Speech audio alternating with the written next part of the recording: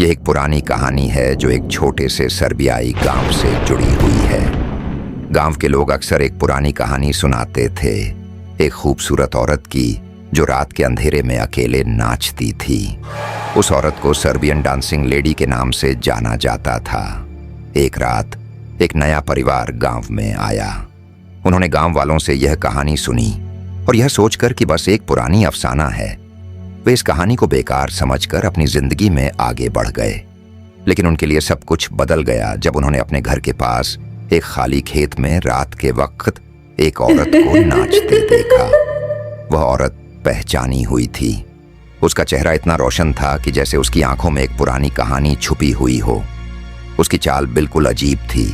वह हर कदम पर ऐसे लगती थी जैसे वह किसी और दुनिया से आई हो। उसने अपने पांव हिलाए और जमीन का हर टुकड़ा उसकी आवाज से गूंज उठा।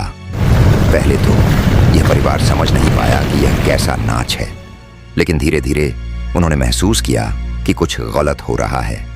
जैसे ही वह औरत उनके घर के पास आई, उनका घर थोड़ा हिलने लगा। उन्हें समझ आने लगा कि यह वह औरत नहीं बल्कि एक भूतिया आत्मा है जो जिंदा नहीं थी।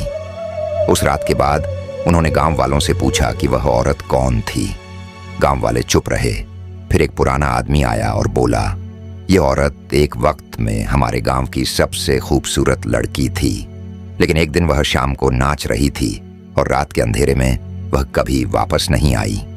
उसकी आत्मा अब तक यहाँ छुपी हुई है। रात के अंधेरे में वह नाचती है और जो भी उसे देख लेता है वह उसके साथ चल पड़ता है।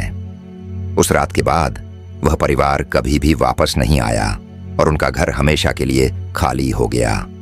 आज भी अगर आप उसी गांव के पास जाते हैं तो आप उस सर्बियन डांसिंग लेडी को रात के अंधेरे में नाचते हुए देख सकते हैं। लेकिन अगर आप उससे मिल गए तो वह आपको अपने साथ ले जाएगी और आप कभी वापस नहीं आएंगे। Subscribe to my channel.